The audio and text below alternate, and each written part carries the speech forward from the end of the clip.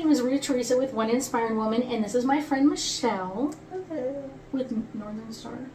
Northern Business Star. and events concierge. Yes, concierge.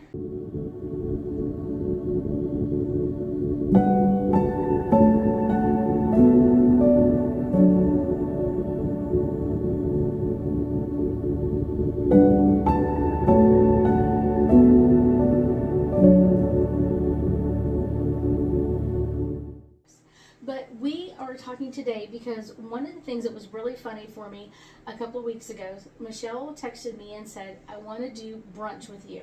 And she goes, I just love brunch and I want to do brunch with you. And I'm like, okay. It's my favorite meal. It's her favorite meal. And I was like, what I kind of got like the psych excited at was just kind of like, with your energy, with your past lives, I totally get that. I just like giggled inside. I was like, oh my gosh. And so I was telling her about it. I was like, I can understand, like with your past, you love brunch, and there's two lifetimes. There's a couple of them, but I will say two major lifetimes that comes in together. Now, one of them is a lifetime, and I get like late 1600s, early 1700s, like that time frame. That's what, like, more or less that area. And so, what I'm getting is that you were like a lady, probably the princess of some sort for a land, and it was cold, and so it's one of those, like, it was like kind of like it could be England, Scotland, you know what I'm saying, like somewhere where it's not like freezing, but it's much colder. And so they would not wake you up early because it was really cold. It was easier to let you sleep in your warm bed and everything else. But then also, because of your position, your title in that lifetime, you would have people that would come in and help you dress and do all kinds of stuff. So because of that, Oh, wow. I know she's kind of like, This is all new to me. We've never had this conversation. So that was kind of what I was getting, is that they would come in at a time, and there would be like 3 or 4 women that would come in and help you dress. And you're talking like the corsets and the bustles and like all of that. And so it wasn't just like, oh, throw on your jeans and a t-shirt and let's go. This was like so interesting. Like you had to be dressed and like makeup on, and you know, like, well, I was a princess. I had to present like a princess. But I don't feel like you ever became the queen, but it was like you were the princess, and so like people took care of you. And so it's kind of like a interesting. But because like you didn't have like the typical breakfast, like the maids and the other people in the household would have had breakfast earlier in the morning. Like, because you were like woken up later on, you really didn't have like your breakfast until like 10:30 or 11:30 during the day. That makes sense. And so, and it was like only, and I don't want to say it like in a mean way, but only the people that served you, only the, you know what I'm saying, like they had their breakfast earlier in the day, and then where therefore you were having your breakfast at like a later, everything else. And then you, like, they would have broken for lunch at like noon or so, because they would have eaten at like 6 something in the morning. They would have broken like after you had your lunch, your brunch, then they would have had their lunch, and then it's one of those, they would have kind of gone, like you might have napped afterwards. They had the napping sofas, you know, kind of like recliners and all that kind of stuff. Interesting. But it also literally took more than one person to get you dressed. I mean, you know what I'm saying? We're talking like the corsets, like that takes sometimes 2 or 3 people to like get it all. Especially in that era. In that era, like all had to be tightened down, and then the dress had to be on, and then like you're talking like 50 billion buttons and buttons down the dress and that sort of thing. So it took. So like, interesting. Kind of interesting. So why is it interesting? Why do you think it's interesting? Because I'm getting my spidey senses. There's something about that era that is impacting me this lifetime, and it's really interesting you're bringing it up. Possibly, I mean, it has nothing to do with brunch, but just... No, there's some other things. I will say some of it is you were on your own schedule.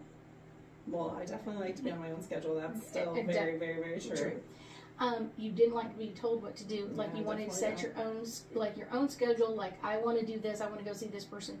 And a lot of it had to do with like political stuff. Like, I think I can go talk to them into doing this or that. You know what I'm saying? Like, there was a lot of political stuff. So even though you never like sat on the throne, you were still very politically grounded. And so you know people from lots of different areas of life. Like, I know this person and they work on yards, and I know this person and they do this. So it's kind of like you always kind of keep track of your. Connect everybody too.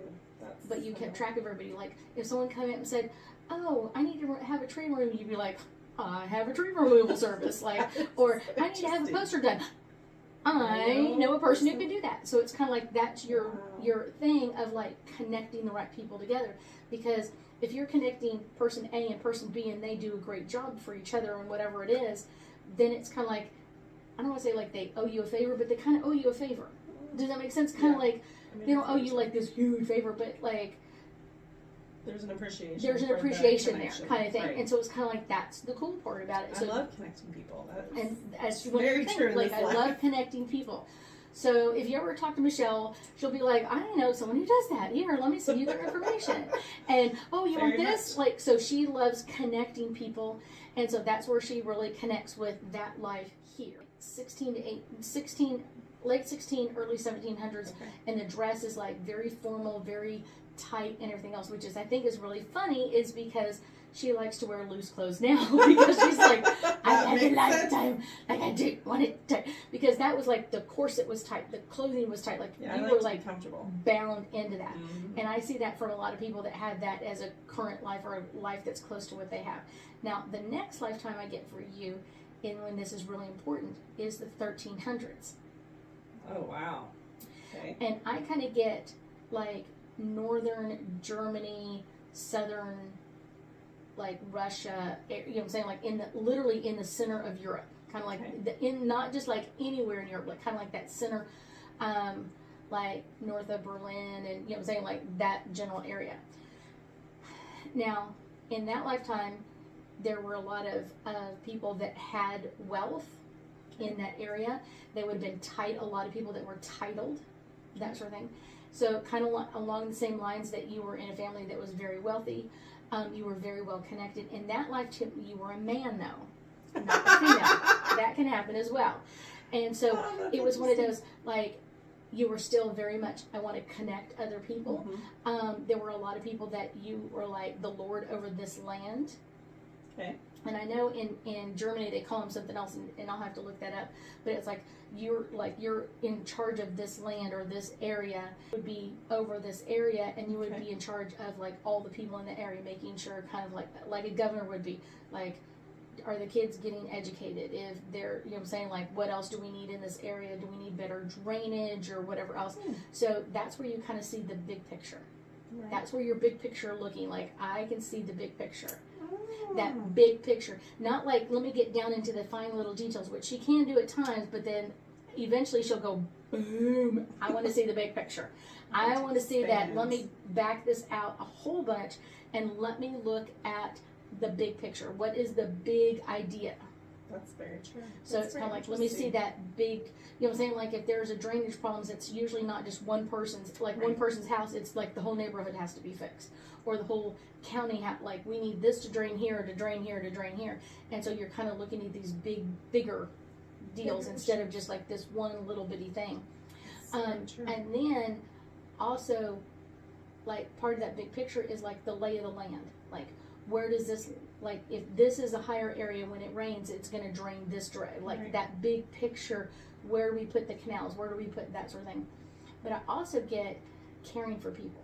Because it was always about like caring for others. Like I don't want Miss Smith's house to flood anymore. When we don't have to, we can direct this out of the way or around this or around the side of it or whatever else. So kind of like that makes it a little more fun and more like, I don't want this to happen to someone. Like I want to care for the people that are caring for me. And so, definitely. And that's where your love of weird food comes in. Is it? Yes. Because a lot of times, like, people couldn't always pay you in cash. Oh, so they fed me? They would feed you.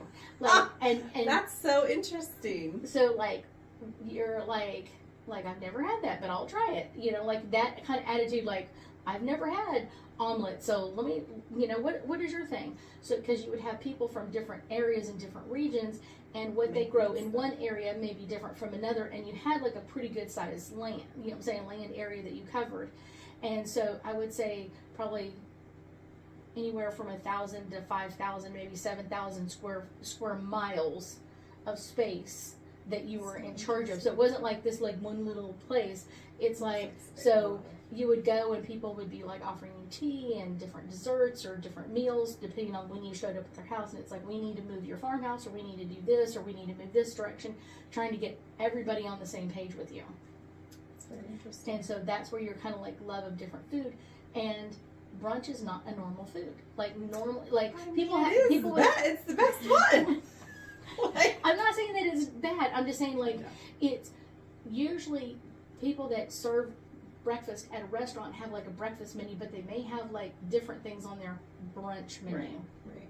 It's a little bit of an in-between. Like kind of an in-between, so you might have more of like a breakfast sandwich or something like that. So they're not usually, sometimes they are, but sometimes they're not always the same thing. So that's kind of like that love of like different types of food or different things. So it's kind of like bringing people together. So what's interesting is, because I love event planning, listening to you explain all these things, big picture. Obviously, an event, you're planning the big event. You got to bring all the things together to plan that event, but you got to look at big picture first. So that's. But you also have to look at the small picture, because it's like this team is the Greek team, and the Greek team needs to connect bring in all the right people. Yes. And then I also have to pull out and go, okay, this is only just one section of, I need the people that do this, and I need the people that make the food, and I need the people. So it's kind of like, you can go small, but then you can go really big, and you're not in between. You're either small-minded, like small little things, like the greeting team, this team, all that kind of stuff, or I'm going to be way out here. The one in the middle, not so much. It's very interesting. Well, we heard it here first together with Ruth Theresa, because I didn't know any of this until this very moment. So thank you. Wow. That's two of your lifetimes that you connect to a lot in this life, but it also connects you to your love of brunch. So that's kind of like what brought this all together. Is like, I just wanted to go to brunch. I just wanted to go to brunch. But that's kind of like the craziness that I deal with, is like when people say things like that, I'm like, oh, that makes sense with your lifetimes. Yeah. Mm-hmm. Okay, it makes sense with your lifetimes. Why you want this, or why you like this, because that there's reasons why. And a lot of times we don't realize, like, oh, that love comes in from another life. So that's kind of the cool part about it. Really so cool. it's like, it's very interesting. Thank you, Ruth. I know. Kind of fun and different.